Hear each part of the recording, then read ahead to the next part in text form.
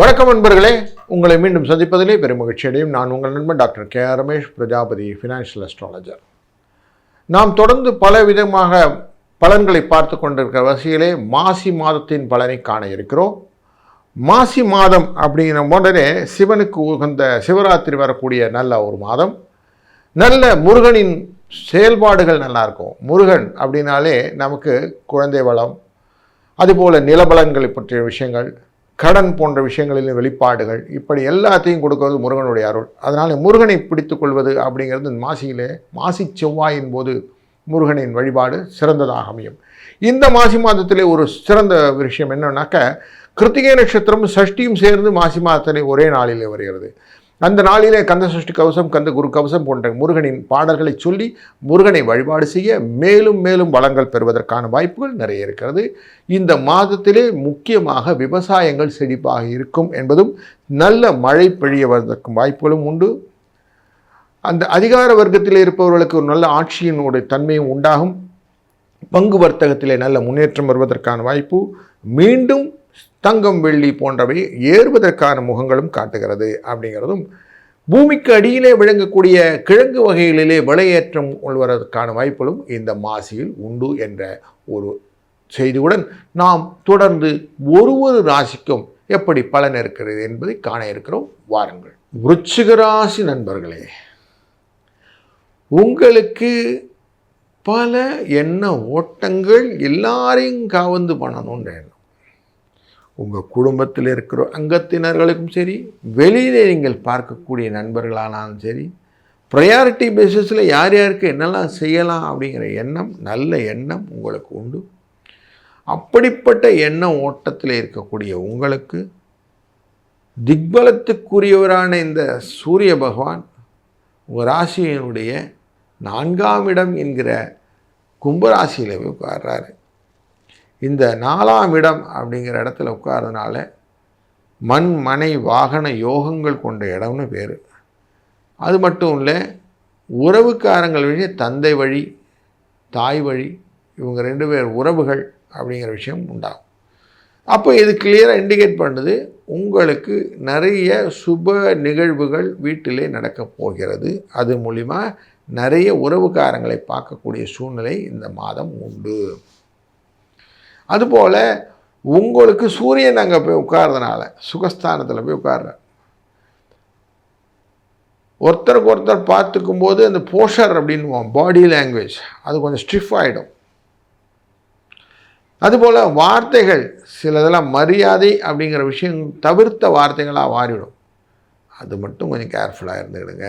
இதனால் என்ன ஆகும்னா, உறவில் கொஞ்சம் விரிசலை கொண்டு வந்துவிடும். அப்போது கொஞ்சம் வார்த்தையை அளந்து பேசணும். தேவையற்ற வார்த்தைகள் இருக்கப்படாது. என்ன செய்கிறோமோ நம்ம உணர்ந்து செய்தல் அப்படிங்கிறது நல்லது. இதுதான் இண்டிகேஷன். அங்கே புதனும் அமரப்போகிறார். புதன் உடல் அசதியை கொடுப்பார், மனதிலே பக்தியை கொடுப்பார், ஆன்மீக சிந்தனை வரும். அவர் வக்கரகதியாக மாறுவார். வக்கரகதியாக போகும்போது அறிவு தேடல் அப்படிங்கிறது குறைந்துவிடும். இப்போ புத்தி மட்டுப்படும். அவசரப்பட்டு சொல்லிட்டேங்க அப்படிங்கிற வார்த்தையை நீங்கள் சொல்லிவிடுவீங்க. அதனால தான் முன்னாடியே ஆச்சு, இப்போ சொல்லிவிடுறேன். யார் கூடயும் சண்டை வம்பு வழக்கு போகாதீங்க, அமைதியாக இருந்தது. நான் உண்டு என் வேலை உண்டுன்னு இருப்பேன்னு சொல்லுவோம் இல்லையா, அந்த மாதிரி கொஞ்சம் அமைதியாக விட்டு பிடிங்கள். இந்த மாதம் உங்களுக்கு அதுதான் கரெக்டான சொல்யூஷன். இந்த 4ஆம் இடத்திலே சூரியனுடன் சேர்ந்த ராகு, சூரியனுடன் சேர்ந்த செவ்வாய், சூரியனுடன் சேர்ந்த சுக்கிரன் என்ற கிரகங்கள் எல்லாம் அமைப்போடு நல்ல நல்ல செயல்கள் எல்லாம் செய்யும்போது ஒருத்தருக்கு ஒருத்தர் உதவியாக இருக்க வேண்டுமே, உபத்திரவமாக இருக்கக்கூடாது. அப்போ உபத்திரவமாக இருப்பது எப்போ வரும்னாங்க, செய்கிற காரியங்கள் சரியாக செய்யலைன்னா வரும். இல்லைன்னா அவங்க செய்கிறதுக்கு மேலே நம்ம செஞ்சு ஏழாவணம் குழப்பிடுறது. இப்போ இதுலேயும் கன்ஃபியூஸ்டாக இருங்க. வேலைகளும் அது மாதிரி கொடுத்த வேலை செய்யுங்க. நீங்களாக வாண்டடாக போய் அவன் வேலை செய்கிறேன் இவன் வேலையை செய்யலை இழுத்து விட்டுக்கிட்டிங்கன்னா வேலையை முடிக்க முடியாமல் கெட்ட பேரும் வரும். அதனால் கொஞ்சம் எக்ஸ்ட்ரா கேர்ஃபுல்லாக இருங்க. இந்த எக்ஸ்ட்ரா கேர்ஃபுல்லாக இல்லைன்னா என்ன ஆகும்னா உடல் அசதி ஜாஸ்தியாக விடும். நிறைய வேலையை இழுத்து போட்டு ஐயோ முடியலையேன்னு டயர்டாகி போய் ஏச்சுக்கும் பேச்சுக்கும் இடமாற்றத்துக்கும் வாய்ப்புகள் கொடுத்து விடும். அப்போ பாருங்கள், இதனால் நான் லைஃப்பில் ட்ரான்ஸ்ஃபர் ஆகணும் வேணுமா அப்படின்னா கொஞ்சம் நிதானித்து போயிடலாங்க அப்படிங்கிறது தீர்மானமாக புரிஞ்சு போச்சு. இந்த மாதத்திலே பல கன்ஸ்ட்ரக்டிவ் ஒர்க்ஸ் எல்லாம் பண்ணுவீங்க. புதிய விஷயங்கள் எல்லாம் நீங்கள் எக்ஸ்ப்ளோர் பண்ணுறதுக்கான ப்ராபபிலிட்டி நிறைய இருக்குது. வீடு மற்றும் வாகனங்களிலே சில ரிப்பேர் ஒர்க்ஸ், ரெனோவேஷன்ஸ் இதெல்லாம் கொண்டு வருவீங்க. தாயாரின் உடல்நிலையிலே கொஞ்சம் அதிகப்படியான கவனம் வைக்கக்கூடிய சூழ்நிலையும் உண்டாகும். குழந்தைகள் வழியிலே சில பரிமாற்றங்களிலே சில சிக்கல்களும் தேக்கங்களும் வரும். அவங்க சொல்கிற மாதிரியோ இல்லை அவங்க கேட்குற மாதிரியோ உங்களால் பண்ண முடியாத சூழ்நிலை சிக்கலும் உண்டாகும். முக்கியமாக கல்வி நிலைகளிலே சில மேம்பாடுகளை அவங்க கேட்பாங்க. உங்களால் அதை ஃபுல்ஃபில் பண்ண முடியாத இடர்கள் வரும். குருவின் பார்வையானது இந்த 4ஆம் இடத்து மேலே உட்கார போகிறது. அவர் அமரக்கூடியதான உங்கள் ராசியின் 8ஆம் இடத்துலேருந்து பார்க்குறார். அதனால் சில இடத்துல சிக்கல்களும் உண்டாகும். இந்த மாதத்திலே இந்த சிக்கல்கள் எல்லாம் போக்குறதுக்குன்னே விநாயக பெருமானை வழிபடுங்க.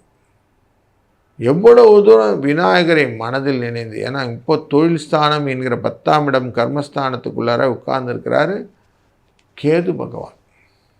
அவர் தான் விநாயகர். அவரை வழிபடுங்க. உங்களுக்கு அவருடைய வழிபாட்டினாலே, இந்த கேந்திரஸ்தானத்தினுடைய தன்மையினாலே உங்கள் வாழ்க்கையில் தடைகள் நீங்கும். நல்ல காரியங்கள் தெளிவாக தெரியும். அது மூலிமா எக்ஸிக்யூஷன் பர்ஃபெக்டாக பண்ண முடியும். அந்த எக்ஸிக்யூஷனால் மனதும் திருப்தியை அடையும். அதனால் இந்த மாதம் உங்களுக்கு விநாயகரின் வழிபாடு, கம் கணபதே லம் கணபதே அப்படின்னு அவரை வழிபடுறது உங்கள் வாழ்க்கையில் வளம், நலம், தடையற்ற செல்வம் என்ற ஒரு நல்ல நிலை கொடுக்கும் என்பதிலே அச்சமில்லை. வாழ்க வளத்துடன்.